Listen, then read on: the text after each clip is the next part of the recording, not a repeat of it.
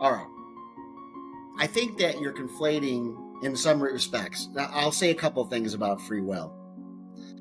Even as a Christian, I came to make sense to me that we didn't have any free will. As a Christian, in a religious sense. And I'm talking about determinism or lack of free will in a non-religious sense as well. And I'm not saying to you that you don't make your own decisions, or that you don't come to your conclusions, or that you can't change. All right. But what I'm saying is that all of our decisions are based on what we know, and who we were raised to be. That's all part of. There's not one decision you make that isn't influenced by where you live, what you've done, who you are, who your parents were, what your genetics are. There's not one decision that you could tell me or show me that isn't a culmination of who you've been throughout the past. So I'm saying that who you are now, this free will guy who isn't put no labels on me, who rejects labels, who rejects people telling him who he is, and rejects the notion that Tony's saying we don't have free will. That is all determined by who you are and who you've met. I think even down to the point of how much our mothers sang to us in our womb, how often they picked to us when they were babies, our IQ, our level of understanding, how we were. There's concepts that me and you have never heard of or even understand because we weren't raised in a different culture. So how could we possibly say we have this free will when we don't even know all the options, when we don't even know all the choices? But I will say this. I don't know if it's any better for a person to, you can almost make a really good argument. It's way better to believe you have free will than to even come to say that we knew for a fact that we don't have free will. It's better that we don't believe that, honestly. It's better that we don't believe it. It's better to live as if you think you have free will. So, yeah, you have free will, right? Hey, listen. Do you see the points I'm making, though? I mean, can you see the point you're making? I still no. All right. No, I agree with you. I don't know if there's any positive benefit to believing. There's some things about understanding why humans do what they do that makes sense to me. Like, for instance, okay, it's interesting contrasting a religious belief in determinism versus a non-religious belief in determinism, or believing that there's no free will as a person who's not spiritual and a person who's spiritual. In a Christian sense, pride is bad, right? Too much pride, hubris, believing too little of yourself. The Bible says don't believe too little of yourself or too much of yourself. Taking credit for things that only God can do. All that stuff is bad in a religious sense. It's like, well, I'm a great singer, right? I have this awesome talent. Yeah, really? Do you? Or did God give you that talent? Right? So it's always good in a spiritual sense to admit that God is the ultimate. He's the arbiter of fate and of destiny, and all of our talents and abilities are given to us of God. So we're not supposed to walk around like a peacock preening, saying, "Oh, look at me! Look how strong I am! Look how good looking I am! Look how great singer I am! Look how smart I am!" And that's all bullshit when you believe in God, because God did all those things and gave you all those things, and you can't walk around saying, "Well, I'm not worth anything, and there's nothing good about me." That's bullshit too, because God created you in His image, and He created you, and He loves you, so you have worth, right? So, from a non-religious point of view, non-spiritual point of view, free will makes sense because, you ask people, why does somebody go around and kill 15 people and put them in their trunk? I mean, why did this person do this? Or why are the prisons full of people that were addicted to drugs? And why did they reject the societal norms? Why can't they get along? Why can't they sit still in the classroom? Why can't they Why can't they just go along? Why don't they believe in religion? Why don't they do all these things? Well, if you look at people's lives and you look at why did they do these things, it's much better question to say, well, he's just a bad person. That's why he's in prison. He's just an evil person. He's not worth anything. Throw this person away, lock him away, or why do people not believe one thing, the same thing as another person believes? Well, they're wrong. They're evil. They're bad, right? But when you believe that people are products of who they were raised to be, right? Products of their environment, products of their intelligence, products of their culture, products of their DNA, well, then we can start to ask questions like, there's a Dr. Robert Spahalski. He's written a lot of good books about free will. He's a neuroscientist, really brilliant guy. I've listened to a lot of hours of his stuff. I've got there's other philosophers I've listened to about non-free will. But anyways, we can start to ask questions like, well, why are these people in prison? Why did they live this way? Why were they raised this way to be there? So maybe we can change society so they don't grow up like that, so they don't do those crimes. I mean, you would probably be the first person they would admit. If you could change the economic and the cultural environment for a lot of people, they never would have ended up in prison. Would you agree with that? Right? Yes. Without taking away not for everyone. No, but not taking away people's responsibility. But if you got most somebody, people or end up where they're at because they're products of their environment. Yes. Okay, and me included in that. Yeah, and I'm not trying to take away responsibility. I'm not trying to take that. But I'm just trying to say that it's not about being evil. It's about what's changed society, what's changed things so people don't grow up in poverty without parents, right? Without parents that were there for them, without any good role models, in a violent, dangerous scenario. That why would they care? If you grew up in a place where you don't have anybody that loves you, right? You had no parents, you got no safe place to live, you don't got food, right? You don't know where your next meal's coming from, you don't got no money, right? You don't have any chance to progress in regular society, then why would you give a shit what society thinks? If you had to join a gang or you have to survive where you're at, why wouldn't you do that? Everybody would. So to sit and say that person's evil or that person's no good or they're trash, well, that all goes away when you don't look at people as they're evil or good. You look at people that they're products of their environment. And then we can start to ask questions about changing society, There used to be back in the day, the guy offered this as an example, they used to burn witches at stakes because they thought the weird old lady down the road, when the cows all died or when the weather was bad or the crops failed, they blamed her because they thought she was evil and there was evil spirits running around, And they blamed people for things that weren't even their problem. They're possibly just because they didn't fit in society. But now we look at things and we say, well, people didn't do good in school. Well, they're just stupid or they're lazy. Well, what if they had dyslexia? What if they couldn't read right? What if their parents weren't there to help them do their homework? Or, you know what I'm saying? So you start to ask questions instead of just labeling people bad or good or evil or good, all this crap. You can start to look at society based on the products of their side. Now, I don't know. I think the whole part of the argument about, people aren't, or you're taking away people's responsibility. And if you go tell people they don't have free will, everybody's just going to walk around and not do nothing. Nobody's going to get out of bed. Nobody's going to brush their teeth. Oh, who cares? What does it matter if I brush my teeth, Or why I'm not going to grow an epic beard because, what does it matter? Tony said I just grow a beard because that's who I am. And, I wanted to grow this beard. It doesn't really mean anything. Well, it means something to you. Even if I don't have free will, I still love my wife. I still love my kids. And I would say I've been looking at a worldview to where, well, why do I love my wife and my kids? Is it some existential woo-woo love? Well, no. Maybe it's because I was part of as an animal, a human animal, I have feelings of love for my wife and kids, so I'll take care of them, and so I'll protect them, and so I won't abandon them. Why do I have guilt? Well, when I hurt my wife and I don't act like a good husband or I don't act like a good father, I feel I have the emotion of guilt to get me to change my ways so I start being a good husband and a good father.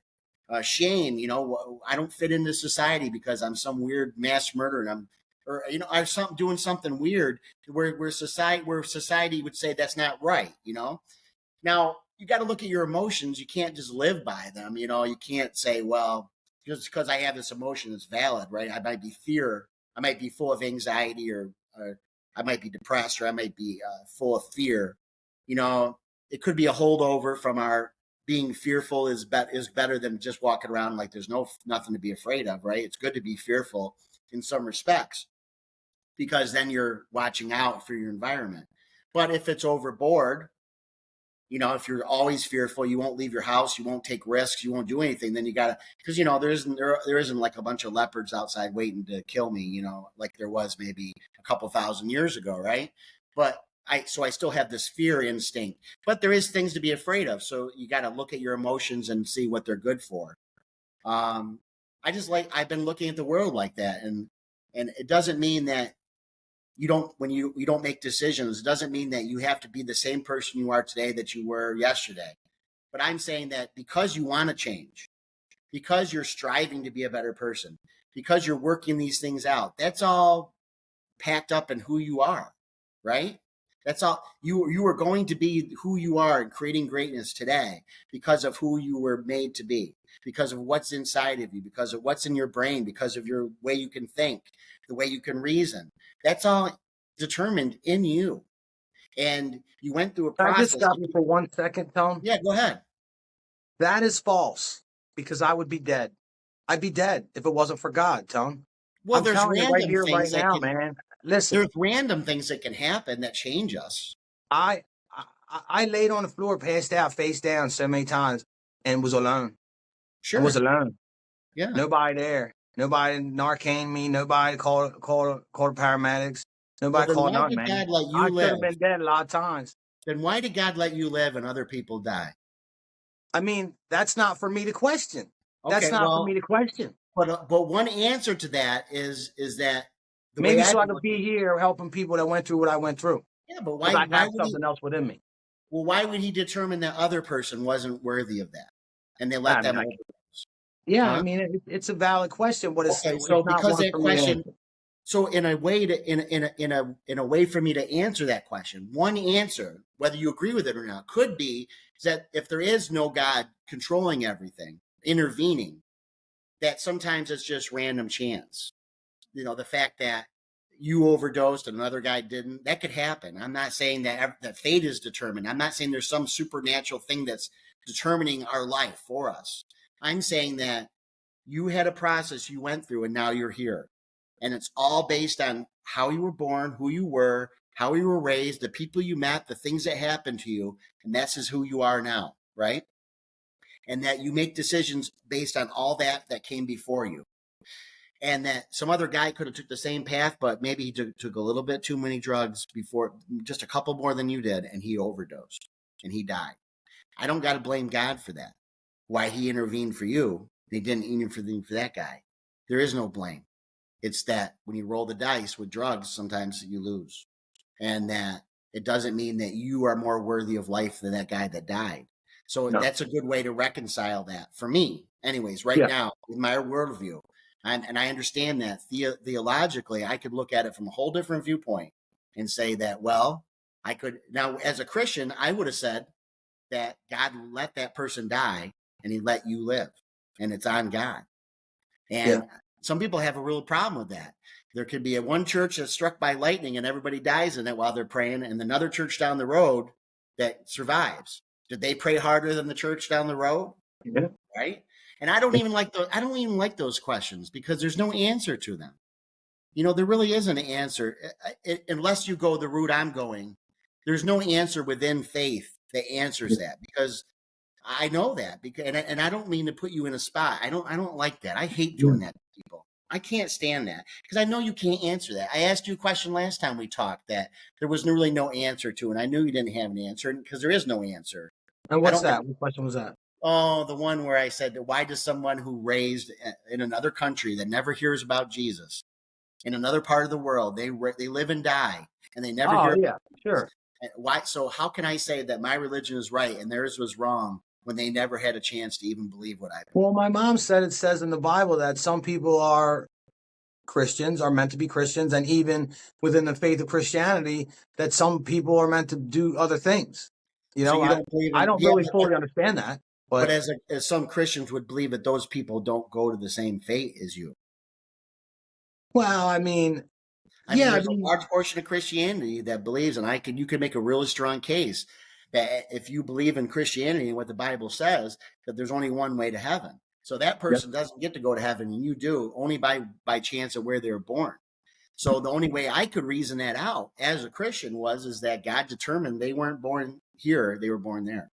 And that's a hard pill to swallow. It's tough. Sure.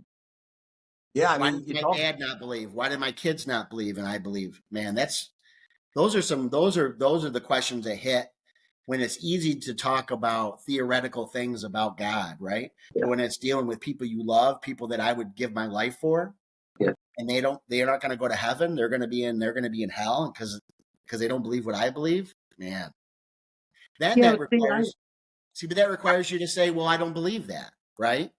Yeah. Well, then now you're back to where you were, where you can pick and choose. And this isn't a criticism. This is a marveling for me.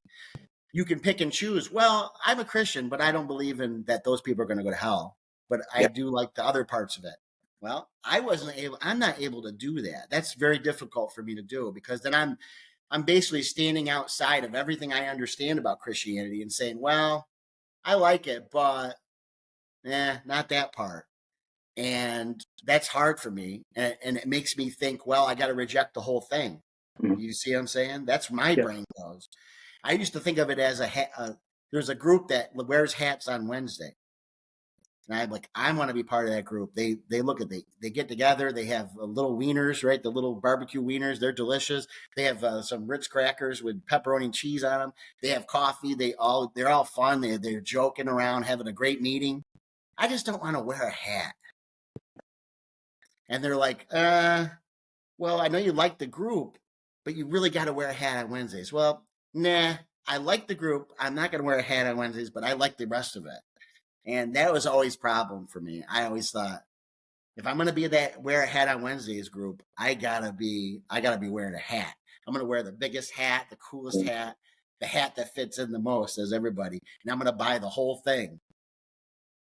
And I don't know how to say, well, I like this group and I like some things they do, but I don't like the rest. Yeah. And then now that's why you have 30,000 denominations of Christianity, and they all believe different things. And I don't know, I'm not sure what the value is in something. I start to question the value of something that there's so many different versions of it. I don't understand it. You know, even within Roman Catholicism, I was raised as a Roman Catholic. I made my confirmation when I was 16. But if I wanted to go back to the Roman Catholic Church, one, I'm divorced, so I'd have to get an annulment from my first marriage, right? But the church would have to say I get annulled. That's for me to be able to take communion. If I went back to church right now, I would not be able to take communion because I'm in sin, because I've missed churches on Sunday. I haven't gone, so I can't take communion. I'm divorced. I'm living with my wife now. We're not married in the Catholic Church. She doesn't have to be a Catholic to be in a Roman Catholic Church. She doesn't have to be a Catholic, but she has to be married in a Catholic church. We had to have agreed to raise our kids as Catholic, and she would have had to been baptized, and she has to at least be a Christian, I believe. I don't. Depends. I don't. You have to be. But the thing is, though, the point is, though, is that even if I went back to the Roman Catholic Church, there's a lot of things I couldn't participate in. But I know for a fact that the church is full of people going up and taking communion every Sunday, when according to church law, they're not supposed to. Now, to them, and I'm not going to point my finger at them. I'm not going to give them a hard time at all. Why? Because it works for them. It works for them. But to me, I can't do it because I can't feel like I can't be part of it, the full thing. Do you see what I'm saying? Well, yeah, I mean, I understand what you're saying. I don't take communion at church either because I haven't went to confession. There you go. So I go to some people up there taking their communion that haven't gone to confession. Probably me and my mom sit in the back when they hand out the sacrament. We just sit and pray and wait for everybody to be done. And we looked into confession, but yeah, I mean, hey, we're not the most devout Christians or the strict, Catholic, Roman Catholic that you speak of. Although we were raised that way, I mean, ultimately, I follow Jesus, and I don't believe, I can't believe everything that I read in the Bible because I don't understand it all, one. And then I also have a personal opinion that these were disciples of Christ that wrote this book. And while they may have been directly linked to Jesus, they still have, their own interpretations and stories and ways of putting things. Not to mention the book's been around forever and changed, I think, and probably rewritten. And how can I take every word in there as law? Now, I do read the Bible. I think it's important to try to understand a book that's been around that long. And I don't always, but I do sometimes get certain things, like just the last thing that I can remember that I read was enlarge in my heart. And just a very small piece of, words. I know that I need that in my life, and Yeah. I need Christ to do it. Now, a lot of your views make a lot of sense, and I can't discredit them. You do have to look at these things. I mean, you don't have to. You can have blind faith, and that's You should not. fine. It'd be better not to. Well, I think that I think it depends on who you are. Some people Sure. can have that blind faith, and they can be perfectly happy. I think that there's something to be said about something that is not true, but that greatly improves your life. Who cares? I mean, are you hurting anyone with it? And that's part of my problem with a lot of people that, aim to discredit religion. That's their whole purpose in life. I'm not saying you're doing that here. You're having a genuine reflection within your body, heart, and soul, and you want to talk about it with somebody who's going to be able to try to talk about it objectively, although I'm a Christian, and disagree with you without, any sort of hard feelings. Because believe me, that's absolutely not the case. Now,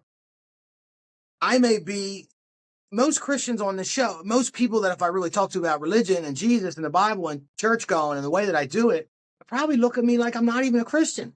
Mm. They might not even look at me as if, I'm a follower of Jesus because of my understanding of different religions and philosophies.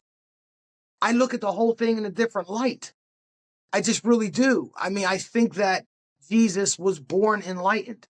I think that people in the world have become enlightened. The Buddha, maybe Gandhi, if you believe that, Shiva. Some people claim to be it now, Sadhguru, although I do question that claim. I mean, what really is an enlightened being? To me, it's that you're perfect. You're in absolute harmony with the universe. Nothing can touch you, nothing can phase you, and you can accomplish things that modern human beings can't accomplish, things that are capable within the mind and the body and the soul and the spirit and the energies that surround it, if you have that absolute harmony and control. And I believe Jesus was born that way, and I believe that no other being has been born that way. People have facilitated that through human effort and increased the spark of God, the spark of divinity that is within us all, and expanded upon it to, a Jesus-like level. I don't want to compare any man, to God in the flesh, but, these are my viewpoints on these things. And I listen to everything that Jesus says that I know of.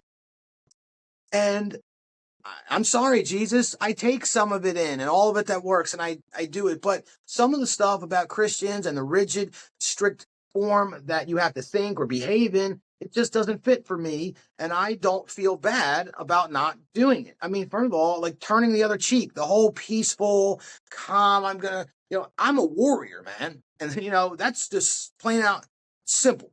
I'm always going to fight. I'm always going to go against the grain. I'm always going to train my body and my mind to be tough and strong. That is within me more than anything. I didn't originate that. You want to talk about not having free will? I don't have free will to be this.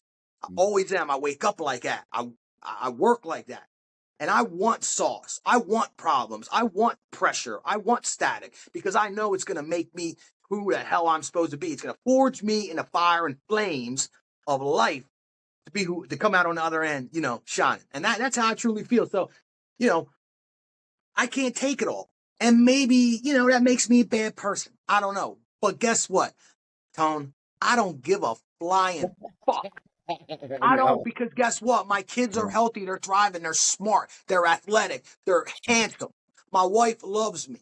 Our relationship works. We're financially stable. We're spiritually sound. We're emotionally stable. We're physically strong. My household is secure.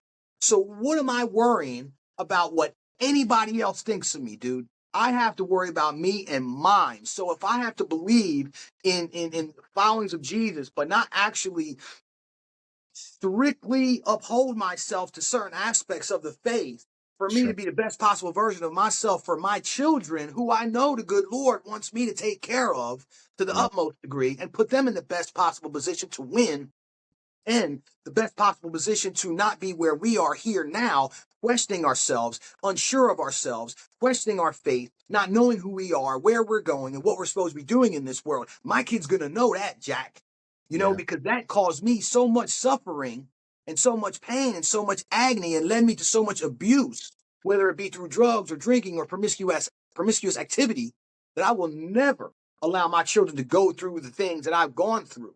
And you talk about conditioning. You talk about all of the decisions that we've made being dependent upon who we are, where we were born, who our parents were, what's in our DNA. But that's where I disagree with you as well, because we are stuck in that system. We are a product of our own environment. But somewhere, some way along the way, if we do the right things, whether it be through Jesus or God or the universe or the energies that be, and we could tap in to the harmony of the universe through nature, through God, through however you can experience it, you're going to begin to be able to evolve and see through the matrix that you were born into, see through the conditioning that you were, brought up in, even see through cultural boundaries and religious boundaries to be able to see the one commonality of all. And that is where that love grows. Because now I see the common plight of the man. We are all wanting to be happy. We are all searching our soul, trying to figure out what makes us tick and what makes the world go round. And with that understanding, whether you be Christian, Muslim, Buddhist, atheist, agnostic, or any of the other things out there, it doesn't matter to me. I have a general love and respect for you until you prove otherwise. And I believe you have that power to evolve and shed off the trappings of the matrix, to free your mind, to expand your consciousness. And when you do that, I believe now you're operating under free will. And that's how I feel about that. God is the giver. You said God is the giver. If you believe in God, then you believe all your talents, everything that you put forth in this earth is not kudos to you. So no applaud. You're really nothing. God did it. So how can we find value in us if we only find value in God? If we don't find value in God's gift of life, or we don't find value in God's gift of talent. But if you have talent, I've seen it on the football field time in and time again. I'm one of these people. Although I'm not claiming I would have made the NFL, but I definitely could have made college level football. I played semi-pro because that's where all the guys that failed out of high school went, that had talent. But I've seen guys 10 times more talented than me fail out of college, never go to the NFL, never go to the pro, because they had God-given talent, but they didn't show up to practice. They didn't study to make sure they were staying on the team. They didn't develop their abilities. They didn't work on their craft. And if you don't do those things, how brightly are you really going to shine? So once again, back to the evolution and the enlightenment of people besides Jesus, in my opinion, they found that through human effort. That is the very special and magnificent thing about us human beings, the things that we can actually truly accomplish through our own human effort. And if God given you a talent, you're not going to be nothing if you don't cultivate that talent, if you don't develop that talent, if you don't practice that talent. I would not be here with you today speaking so eloquently if I didn't practice my craft, man. And do I still stumble and stutter when the ideas and the passion get strong within me? Yes, but if I'm able to operate from a space of letting each word flow as it comes, and I slow myself down, I say things that I couldn't even remember later, or things that I can't believe I said when I listen to the podcast played back, because my words and my inspiration are oftentimes given from the divine, whatever place that you want to put on it. But the cultivation of that skill, to be able to speak out of thin air, that is a talent, and it's a talent that has been given by God, but perfected by me. Not perfected. I still say sort of a lot, which I don't understand. So we're working on that, but we do that through analyzation and reflection and practice. And this is what I'm going to continue to do.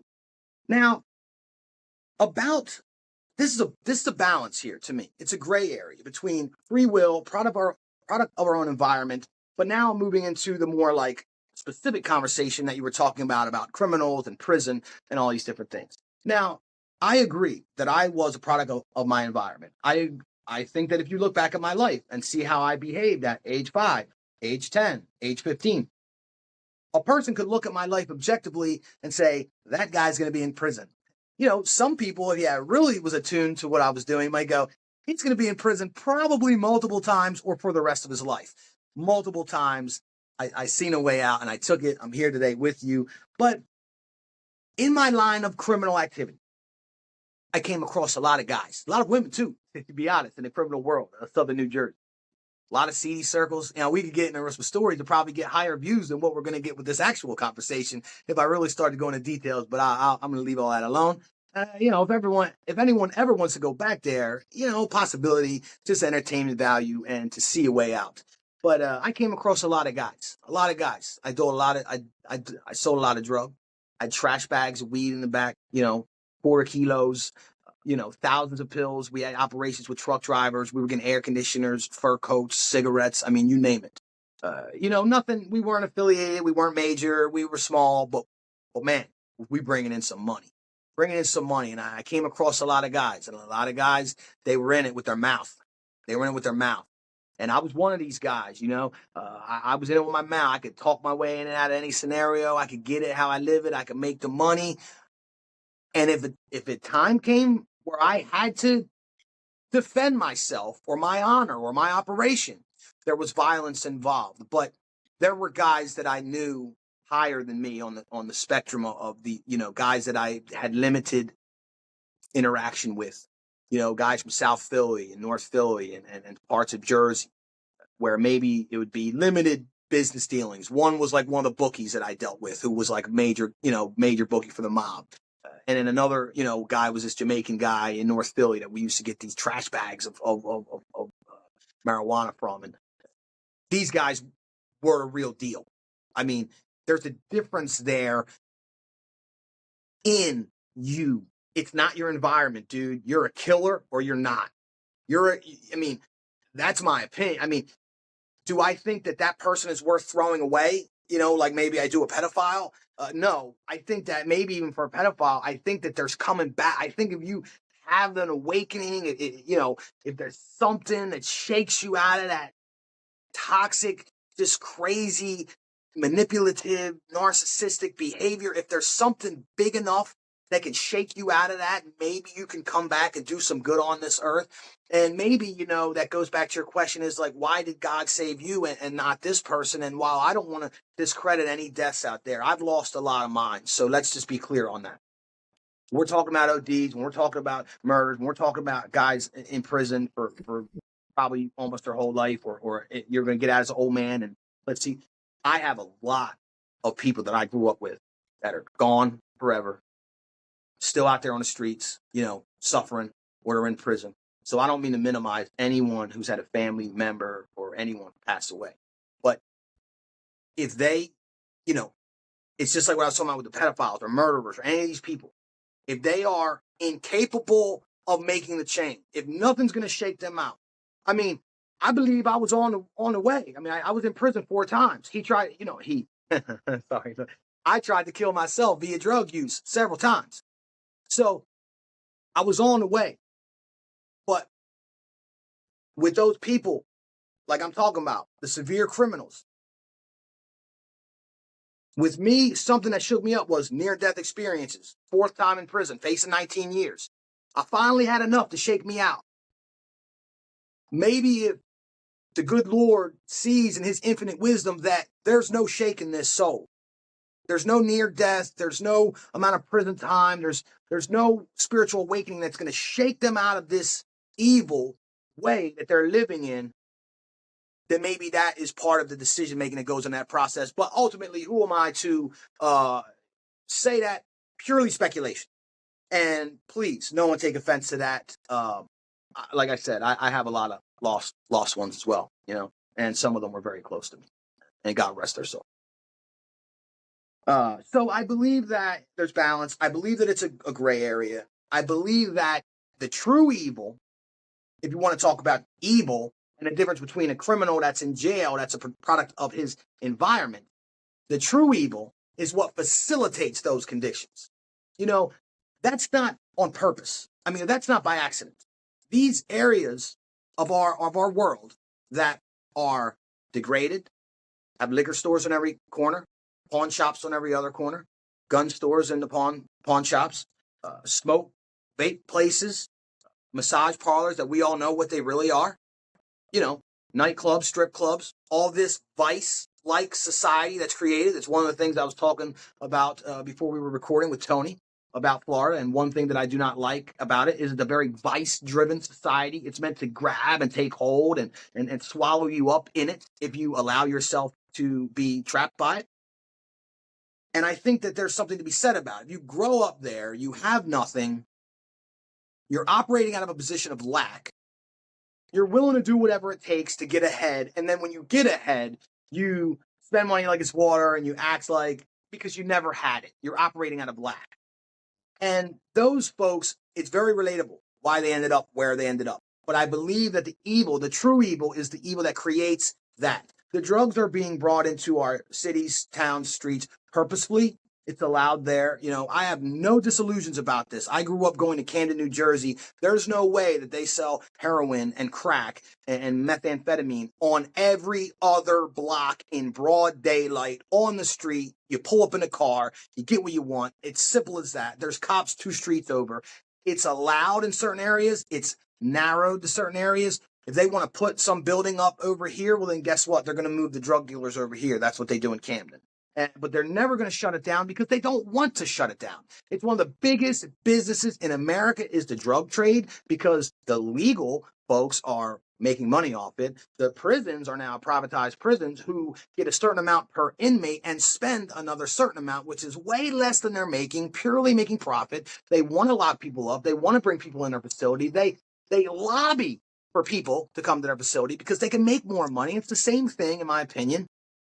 That is a problem with the hospitals. I'm not going to ask you to expand on it, but my wife works in a hospital. I would never ask her to expand on it. In fact, she never does. She tells me what she tells me. She explains about her day at work, and I form my own opinions. And my opinion is that hospital is a business. They make business decisions. They treat their nurses like employees, which they are, but making business money decisions, not people decisions. The patients are even called customers in a hospital. So or maybe they're called clients, but either way, they're customers. Let's be real. We're trying to sell them a dream. We're trying to sell them a program. We're trying to sell them an unnecessary surgery, an unnecessary shot, give them some unnecessary medication. I have no faith left whatsoever in the United States medical system, even though my wife's a big part of it. But sometimes you got to go into dark places and spread your light, folks. That's why I've been going to the prisons. I need to get back to it to admit that. But the true evil is what creates that environment. And within that environment, although I do believe that some are products of our environment, I believe those folks exhibit free will when they don't cross the line. Because there's people, like the people that I met in North Jersey and South Philly that I was talking about, that it is within them to cross that line. And that is a difference between someone who's a product of their own environment. Those people were going to end up where they ended up no matter what. They didn't. There's a switch, man. It's hard to explain it, but you see it if you live in the criminal world and you're in that element. If you're one of the people that I believe now, I had a good soul. There were certain lines I wouldn't cross with females or even with violence. It was always self-defense and certain cutthroat tactics that people use in these business dealings with illegal, shady activities. You know the difference when you come across them of who is, I won't say purely evil, but who has that evil spirit, who's ready and willing to cross that line at all times, or someone who's just a product of their environment, behaving upon what they have to do to survive. Well, I guess, one thing I want to comment on, you said it, and I think it's good, a good thing to say is that there's a difference between exploring different worldviews and different philosophies or trying to disprove someone else's beliefs. And I'm glad you said that because that's a place I don't ever want to go. Although when I was really strong in my Christian faith, at some point, I believed was my job to go even door to door and on the street everywhere to tell people about Christ, because I thought without Christ they're going to go to hell. So it's my responsibility to tell them about Christ before they. So if you really believe that Christ is the only way, then how can you sit down while everybody else is going to hell and not tell them about it? So I was literally trying to disprove what they believed, and I would argue with them about it. And I got in scuffles on the street with people over it. It's crazy because it can be very, very disturbing to someone and insulting. Even if you go to someone and tell them, "Hey, what you believe is wrong. What I believe is right," because I believe that I used to believe there was an objective truth that I knew that it was right, and then I had to talk them out of it. It was a life or death thing, and so I could rationalize why I believed that. But I don't feel that way anymore. And even if I do have my own beliefs about what's really true or truer, I don't try to talk anybody out of what they're doing unless I see someone going down a road that's going to totally destroy them and they ask for my advice or opinion. Of course I can't stop lecturing my kids because I want them to do good, so I lecture them. But okay, that being said, have you ever heard of the unified in science, a unified theory of everything? Have you ever heard about the search for that? No. Okay. Well, there's a search within physics and in science that there's a theory that describes why everything is the way it is, and they're always searching for this ultimate theory that can make sense of everything, why everything happens. One of the that's what Einstein was working on when he died. And he came up with something that they've looked at and they don't believe it's true. But like at some point he came up with a lot of discoveries that about gravity and about energy, right? That really led to a lot of the way our world is right now, being able to create atomic energy, use the atomic bomb, atomic power. He came up with a lot of understanding about gravity and time. And you take his theory and if you apply it to 90% of everything in the universe, it works, maybe more. But recently, they've discovered things in the last 20 years or whatever, 30 years, that there's certain things in the universe, and especially at micro levels, that where his theory of gravity and relativity doesn't work anymore. But it does work 90% of the time, but there's 10% of the time where it does not apply. So they're trying to come up with Stephen Hawking is very famous. I'm sure you've heard of him, right?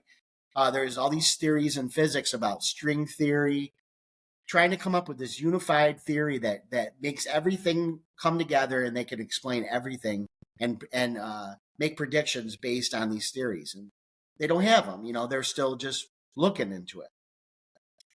Well, I think on a philosophical level, that's what I've been trying to do. And I this thought about the other day. When I was a Christian, I couldn't let things go that didn't make any sense. I had to come up to some kind of conclusion, I had to find some theology that explained all my questions, whether you agree to them or not, at least in a rational way that I could say, well, this is why some people don't go to heaven and some people do. This is why some people believe and some people don't. This is why one religion, there's different religions, there's different denominations. I had to come up with reasons for all that. And, it's the same with, that's why I think that's why I'm keep exploring, because it's hard for me to live with unknowns. And even though I intellectually believe that there is things that I'm never going to answer in my lifetime. And there's a lot of philosophers that will admit, we don't know. We don't know. A lot of scientists are saying, well, science has known this and we can predict this, but there's other things that we don't know.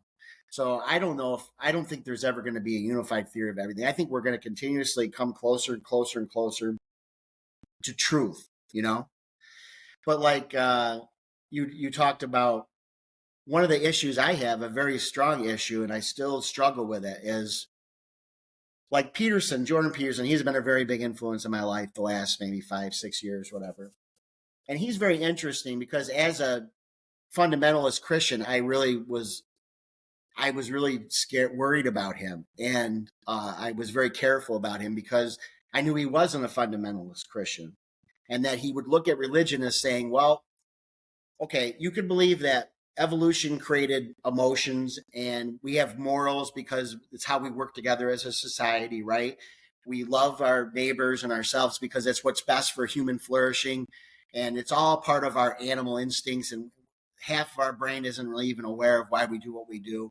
But that we can believe all those things. But the way we make sense out of those things is we take religion. We say, well, religion, and we embody morals and values and abstract ideas in myths and religions. This is a lot of work that Carl Jung did, and Peterson's very heavily influenced. They say basically we take abstract ideas, things that we can't ground in scientific fact. We don't understand the science of it. We ground it in religion and myth.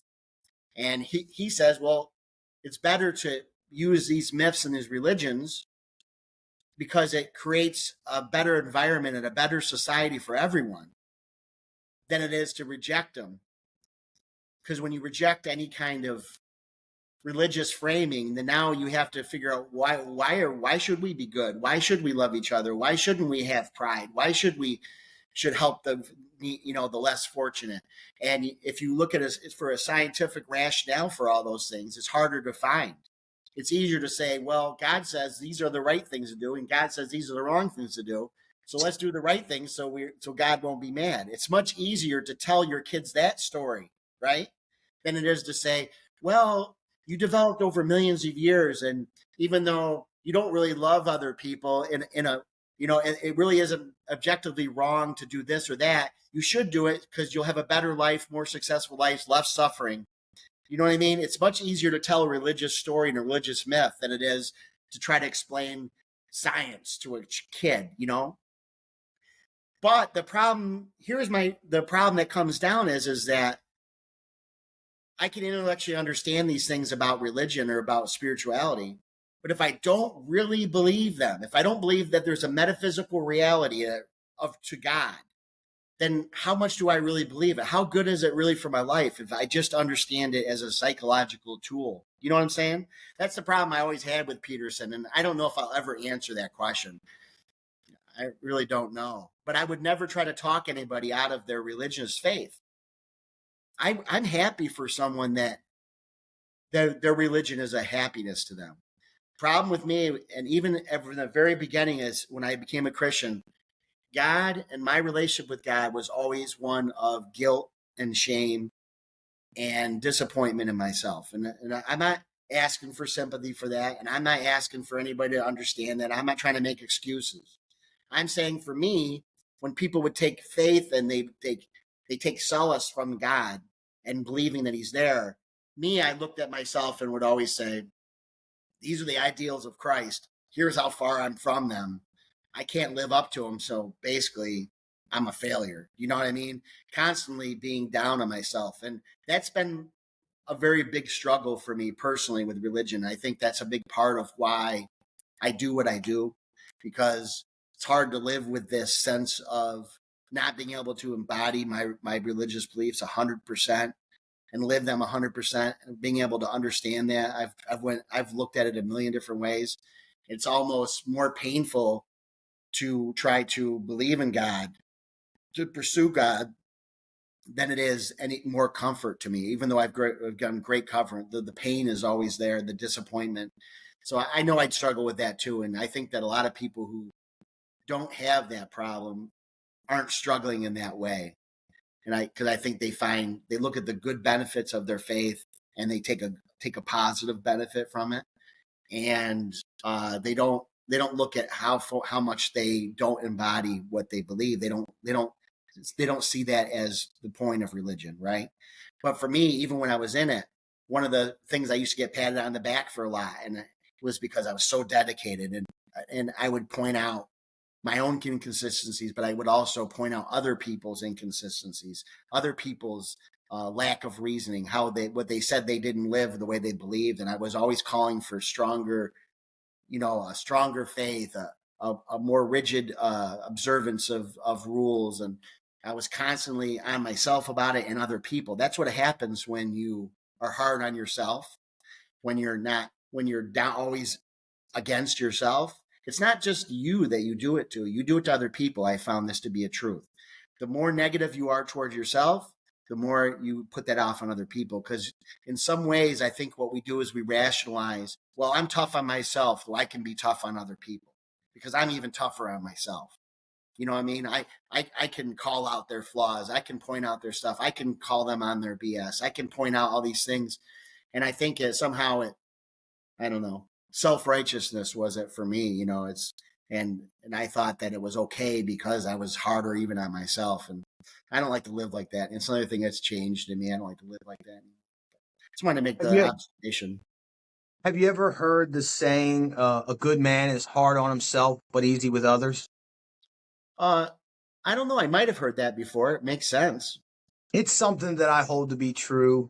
We are going to wrap it up here, folks. This conversation is going to be continued because I have a couple notes that I wrote down from what Tony was just saying, but we could go on this thing forever. This episode is actually going to be a 2-part episode. We're going to drop it both this week.